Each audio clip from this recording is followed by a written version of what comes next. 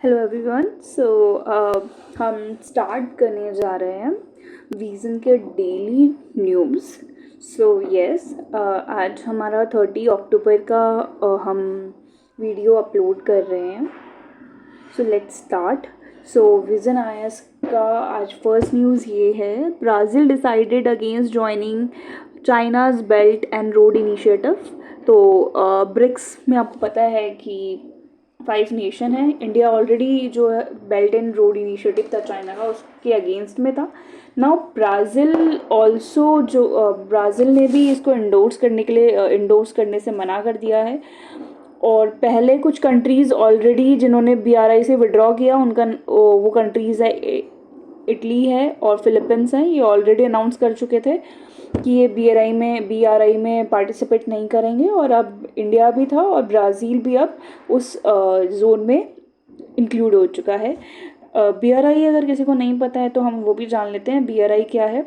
ये one belt one road initiative है जो कि 2013 में इनिशिएट हुआ था, जिसमें उनका मकसद ये था कि ये एशिया कनेक्ट करेंगे अफ्रीका से एंड यूरोप से by land and maritime networks. Land के थ्रू या मैरीटाइम के थ्रू एशिया को अफ्रीका से और यूरोप से इसमें कनेक्ट किया जाएगा। और इसका एम क्या है कि भाई रीजनल इंटीग्रेशन होगा, जिससे व्यापार बढ़ेगा और इकोनॉमिक ग्रोथ बढ़ेगी। और इसके अंदर दो चीज़ें आती है, एक तो आती है सिल्क रोड इकोनॉमिक बेल्ट और एक आती है मैरीटाइम सिल्क रोड। जो कि कॉन्टिनेंटल जो बेल्ट है उसको हम सिल्क रोड बोलते हैं, जो कि पुराने टाइम का चाइना का, अगर आप लोग पढ़ रहे हैं यूपीएससी को कुछ टाइम से भी फॉलो कर रहे हैं, आपको पता है एक सिल्क रूट हुआ करता था चाइना का, तो वो हम उसको कॉन्टिनेंटल पैसेज बोल रहे हैं। और मैरीटाइम सिल्क रोड जो है वो एक सी का है, सी से जो कनेक्शन हुए। जैसे कि हमें यहाँ पे देख रहे हैं जो पिंक में है वो हमारा, पिंक वाला जो है वो मैरीटाइम रूट है, और जो ब्लू लाइन वाला है वो हमारा लैंड रूट है।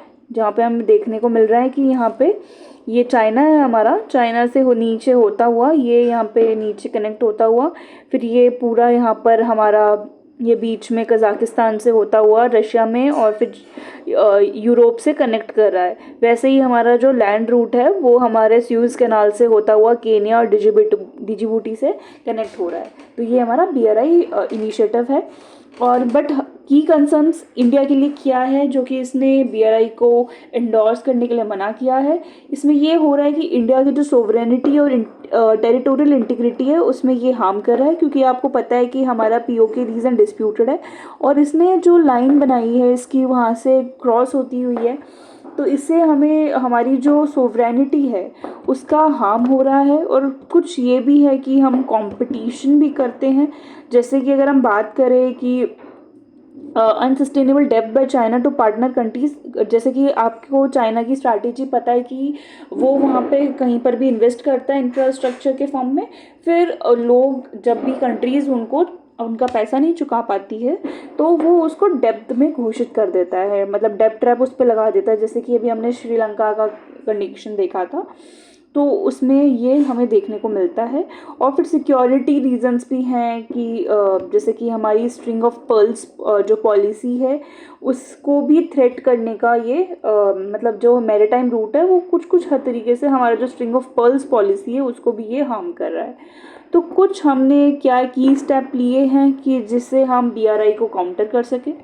तो एक तो हमने partnership for global infrastructure and investment और B3W पार्टनरशिप जो है G7 ग्रुप ने इनिशिएट करी है। B3W भी एक तरह से रोड ही बनाने का है, जो कि यूरोप बेसिकली G7 जो कंट्रीज उन्होंने मिलकर स्टार्ट करी है।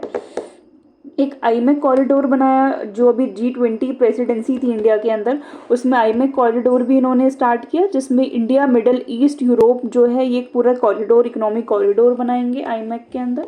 और एक है international north south transport corridor जो है, जो कि हमारे इंडियन ओशियन को पर्शियन गल्फ से लेके कैस्पियन सी तक ये हमारे कॉरिडोर, ये जो कॉरिडोर है कनेक्ट करेगा। तो ये चार हमने इनिशिएट लिए हैं, आईमेक और international north south transport corridor, build back better world and partnership for global infrastructure and investment. ठीक है, तो इनके बारे में आगे पीछे कभी ना कभी न्यूज़ में कवर हो जाएगा कि आईमेक क्या है, ये कैसे स्टार्ट हुआ, वॉट एवर इसकी जो हिस्ट्री एंड फ्यूचर है वो सब कुछ इसमें आगे डिस्कस होएगा। लेकिन अभी बस आपके लिए ये जानना ज़रूरी है कि ये कुछ स्टेप्स जो लिए गए हैं BRI को काउंटर करने के लिए। ओके, तो मेन हमारा न्यूज़ आपको समझ आ गया। नेक्स्ट हम चलते हैं रिव्यू ऑफ मैरीटाइम ट्रांसपोर्ट 2024। जो हमारा मैरीटाइम ट्रांसपोर्ट है उसका रिव्यू हुआ है, और navigating maritime checkpoint report, और जो एक रिपोर्ट है वो रिलीज़ की गई है अभी। और किसने रिलीज़ करी है, ये UPSC में हमेशा आता है कि कौन किसको क्या रिलीज़ कर रहा है। और मोस्टली जैसे हम एक पैटर्न देखें UPSC का, तो वो ऑर्गेनाइजेशन हर बार गलत ही देता है मोस्ट चांसेस में। बट हम फिर भी थोड़ा सा हमें आइडिया होना चाहिए कि समटाइम्स अगर वो हमारे साथ ट्रिक करे UPSC, तो हम उसको कैसे टैकल करें। तो हमें पता होना चाहिए कि ये जो रिपोर्ट है ये किसने रिलीज़ करी है। UNTND ने इसको रिलीज़ करी है, that means United nation conference on trade and development ने इसको रिलीज़ करी है। ग्लोबल मैरीटाइम इसकी फाइंडिंग्स ये है कि ग्लोबल मैरीटाइम जो ट्रेड है वो बढ़ गया है 2023 में 2.4%, और जो 2022 के अंदर कम हुआ ट्रेड वो अब फिर से बढ़ रहा है और अपनी जो रिकवरी है वो कर रहा है। कुछ कुछ चॉक पॉइंट्स इसने एनालाइज करें। मोस्टली लोगों को पता होंगे कि चॉक पॉइंट्स जो कि बहुत इंपॉर्टेंट है। पहली बात तो हमें ये जानना ज़रूरी है कि चॉक पॉइंट्स होते क्या हैं। चॉक पॉइंट्स एक तरह से ज्योग्राफिकल पैसेज होते हैं, स्ट्रेट बोल सकते हो, जो कि नैरो है, पतले हैं और स्ट्रैटेजिक है। जैसे कि स्यूज़ कैनाल की हम बात करें तो वो स्यूज़ कैनाल जो है मेडिटेरियन सी को रेड सी को कनेक्ट करता है, और मोस्टली हमारा अगर यूरोप से अगर एशिया के अंदर कोई भी सामान आ रहा है तो वो उस पाथवे से ही आता है, क्योंकि वो एक शॉर्ट पाथ होता है। तो वो एक चॉक पॉइंट है। वैसे ही स्यूज़ कैनाल है, वैसे ही पनामा कैनल है जो कि हम देखते हैं हमारे आसपास।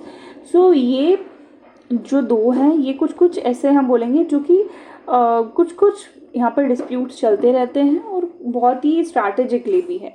तो जैसे कि अगर हम बात करें कुछ जो इनकी जियो स्ट्रैटेजिक सिग्निफिकेंस, अगर हम इनकी इंपॉर्टेंस देखें तो स्विस कैनाल जो है, जैसे कि मैंने बोला कि मेडिटेरियन और रेड सी को ये कनेक्ट करता है, और जब भी यूरोप और एशिया के बीच में जब भी ट्रेड हो रहा है तो उसमें हेल्प करता है।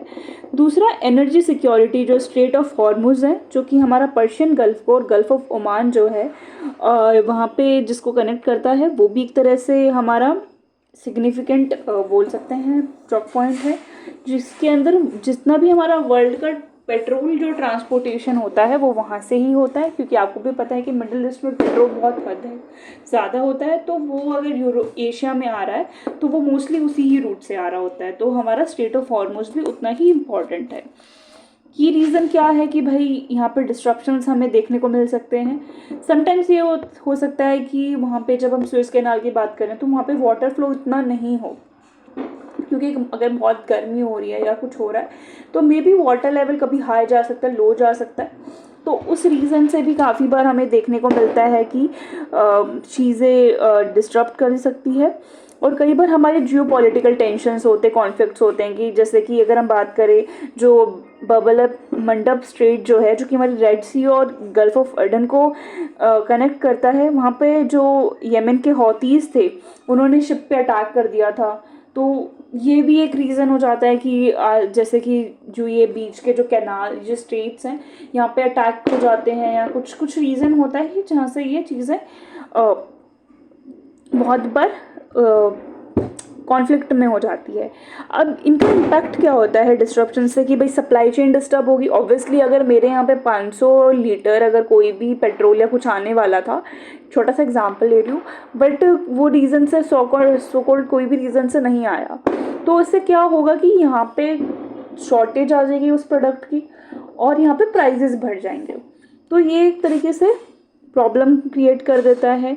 और शिपिंग कॉस्ट जो है वो अगर हम बड़े रूट से आएंगे, मान लो अभी हमने बोला कि स्विस कैनाल ब्लॉक हो गया, फिर वो जब बड़े रूट से आएगा, अफ्रीका के नीचे केप ऑफ टाउन से होता हुआ आएगा, तो वहाँ से क्या होगा, अगर लंबे रूट से आएगा तो हमारी जो शिपिंग कॉस्ट है वो बढ़ जाएगी। तो ये कुछ इम्पैक्ट्स होते हैं डिस्ट्रप्शंस के, ठीक है। अदर की चौक पॉइंट्स अगर हम देखें तो स्ट्रेट ऑफ गिब्रल्टार है, जो कि हमारे मेडिटेरियन सी को और अटलांटिक ओशन को कनेक्ट करता है। ठीक है, और एक हमारा स्ट्रेट ऑफ मलक्का है, जो कि बहुत ही मतलब मैं बोलती हूँ चाइना से मोस्टली जो सामान आ रहा होता है वो नीचे उधर से होकर के आ रहा होता है। तो मलक्का भी, स्ट्रेट ऑफ मलक्का भी बहुत इंपॉर्टेंट एक है। और एक टर्किश स्ट्रेट्स अगर हम बात करें, जो कि बॉस्फोरस और डैंडलस हैं, जो कि ब्लैक सी को मेडिटेरियन सी से कनेक्ट करते हैं, क्योंकि जो यूक्रेन वाला जो है वहाँ से जो ब्लैक ग्रेन इनिशिएटिव और एंड ऑल जो भी चीज़ें स्टार्ट हुई हैं, तो वो जो ये सब कुछ चौक पॉइंट्स हैं, क्योंकि आपको पता है कि टर्की से होता हुआ, जहाँ पे ब्लैक सी से होता हुआ जो ग्रेन आता है, फिर वो सारे के सारी ये जो है चौक पॉइंट्स है, जो कि इंपॉर्टेंट है स्ट्रैटेजिकली, जैसे कुछ ना कुछ तरीके से मटेरियल आ रहा है और अगर वो जा रहा है कुछ भी तरीके से, तो अब जैसे गिब्रल्टार का आप बोलेंगे कि यार अब जैसे ये अटलांटिक और मेडिटेरियन में है, अब ये क्या स्ट्रैटेजिकली इंपॉर्टेंट है, बट आप ये नहीं समझ रहे हो कि अगर सपोज ये अगर और वाइड हो गए या ये पास आ गए, तो जो जैसे प्लेट है तो वहाँ पे डिस्ट्रप्शंस होगी, वहाँ पे भूकंप आएंगे, प्लेट्स जो है वो आपस में टकरा सकती हैं, जोग्राफिकल कुछ ना कुछ कंडीशन हो सकती है, वाटर फ्लो में भी जा सकता है। तो वहाँ पे अगर कुछ भी अगर XYZ रीज़न की वजह से गिब्रल्टार ब्लॉक्ड हो जाता है, तो जो अटलांटिक ओशन से में भी अगर हम बोलते हैं कि यहाँ से हम अगर डायरेक्ट उधर जा सकते हैं अमेरिका के साइड में, तो वो भी एक इशू क्रिएट कर सकता है।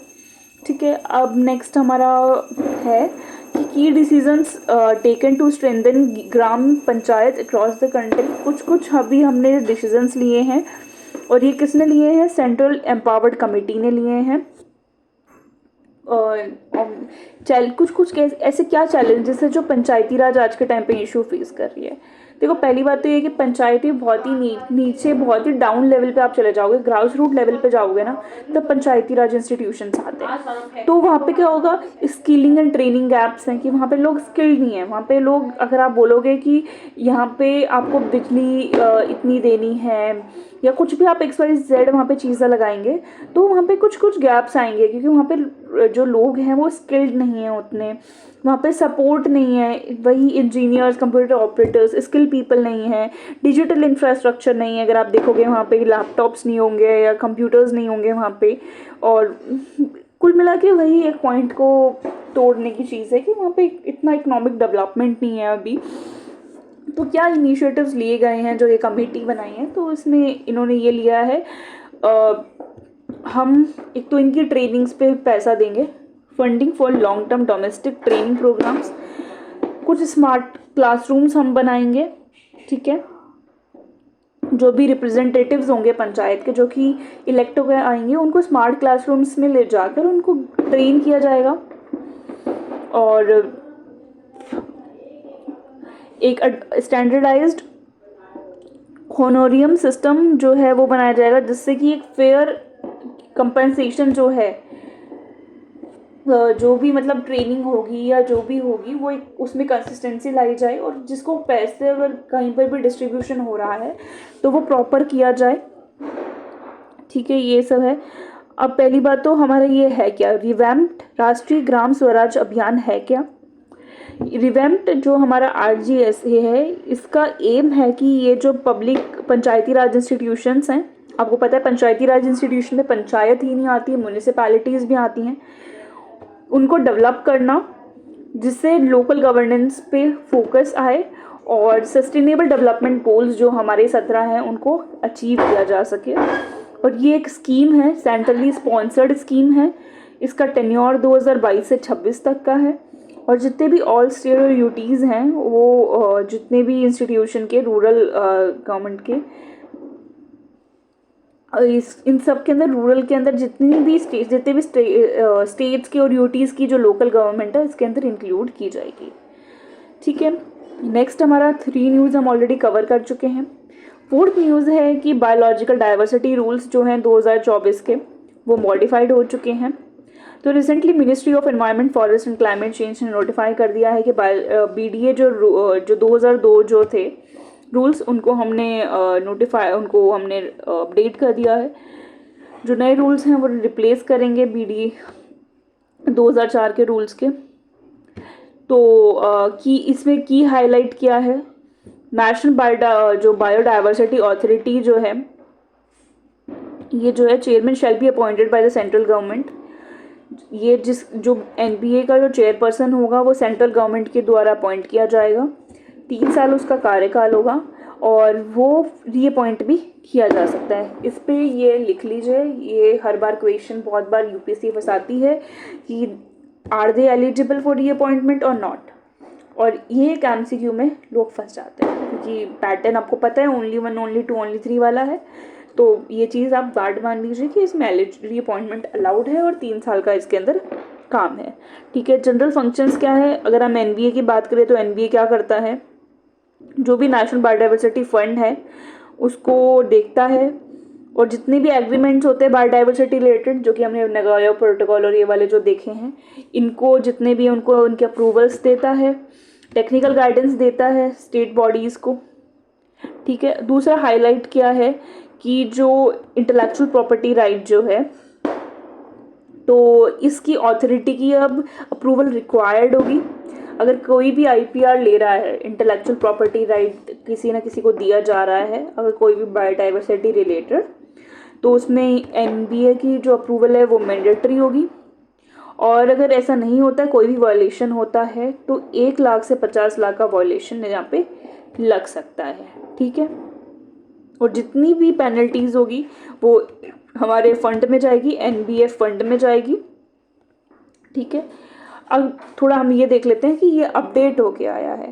पहले अगर हम बात करें जो हमारा 2002 का था, उसमें क्या चीज़ें थी। ठीक है, सबको पता है कि जो हमारी रियो कन्वेंशन हुई थी उसके अंदर 3 एक्ट जो है वो पास किए गए थे, और जो वॉट जो भी था ये सबको आपको आप बेसिक में पढ़ के आए होंगे अपने एनवायरनमेंट में। ठीक है, और ये 3 टायर्ड गवर्नमेंट है, मतलब 3 टायर्ड ये मैकेनिज्म है, एनबीए है, एसएसबी है, एंड बायोडाइवर्सिटी मैनेजमेंट कमेटी। और शायद ये यूपीएससी में एक पीवाईक्यू भी आ चुका है 2023 में कि बीएमसी के रिलेटेड देखना, आपका होमवर्क है, जाके बीएमसी पे देखिए कि 2023 में इसके ऊपर क्या क्वेश्चन बना है। बहुत ही सरल क्वेश्चन था बट मोस्टली पीपल ने गलत किया है, तो ये जाके आप देखिएगा। ठीक है, सो दैट्स ऑल। छोटी छोटी न्यूज़ हैं, हम ज़्यादा ये इम्पॉर्टेंट नहीं है, एक बार फिर भी हम ओवर गो कर लेते हैं। नई studies explore diamond dust as a potential geo engineering strategy और कूलिंग ऑफ प्लैनेट। जो भी डायमंड की डस्ट होती है उससे प्लैनेट के कूलिंग को स्ट्रेटेजाइज किया जा सकता है, और ये रिलीज़ किया गया। रिपोर्ट किसने रिलीज़ करी, बस ये आप देख लीजिए। और वर्ल्ड फूड प्रोग्राम जो है ये क्या है, wants that the humanitarian crisis in Gaza could escalate into a famine, मतलब गाजा में जो भी इशू चल रहा है उससे वहाँ पे फेमाइन आ सकता है। ठीक है, ट्रांसफ़र प्राइसिंग क्या होती है, ये बार भी यूपीएससी में कई बार आ जाता है कि ट्रांसफ़र प्राइसिंग क्या होती है। ये एक तरीके से मैथड है use by multinational companies to move profits from a country where they have do business to a tax havens. आपको आप पढ़ के इकोनॉमी भी आपने पढ़ा हुआ, ट्रांसफ़र प्राइसिंग क्या करते हैं कि मे बी एक कंपनी है वो 100 रुपये कमा रही है, वो ये दिखा देती है कि उसकी कंपनी है एक, मान लो मॉरिशस में है, तो वो दिखा देती है कि 99 हमने वहाँ से वहाँ पे काम किया है। फिर वो 99 का टैक्स तो वहाँ पे मॉरिशस में भरती है, जहाँ पे मे बी 1 या 2% टैक्स होगा, और 1% यहाँ पे टैक्स भर रही होती है, तो ट्रांसफ़र प्राइसिंग कर देती है, या अपनी सब्सिडरीज़ को पैसे ट्रांसफ़र कर देती हैं। तो इस तरीके से काम चलता है। तो ट्रांसफ़र प्राइसिंग भी एक टॉपिक है इकोनॉमिक्स में, ये बहुत सारे सिमिलर टर्म्स हैं। इकोनॉमिक्स में आपने जब बेसिक पढ़ा होगा तो आपने पढ़ा होगा ट्रांसफर प्राइसिंग क्या होता है, टैक्स हेवन कंट्रीज़ क्या होती हैं, तो ये उन्हीं से रिलेटेड है। यूविन पोर्टल अभी प्राइम मिनिस्टर जी ने हमारे लॉन्च किया है, जिसमें जितना भी हमारा यूनिवर्सल इम्यूनाइजेशन प्रोग्राम है, जो भी है वैक्सीनेशन है, जो भी इसके अंदर पार्ट है वो वहाँ पे दिखेगा। ठीक है, हाइड्रोजेल्स क्या होते हैं, तो हाइड्रोजेल्स क्रिएट किए गए हैं छोटे छोटे प्रोटीन्स को, जो कि SARS-CoV-1 वायरस जो है उनसे,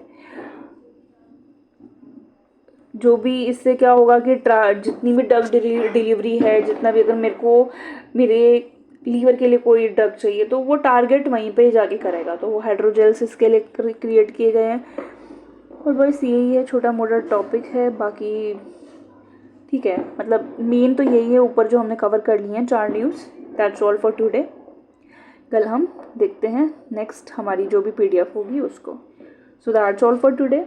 अगर आप अपने रिव्यू ज़रूर दीजिएगा कमेंट सेक्शन में कि कैसा आपको लगता है, ये लगा है ये। So that's all for today. Okay, bye and have a nice day.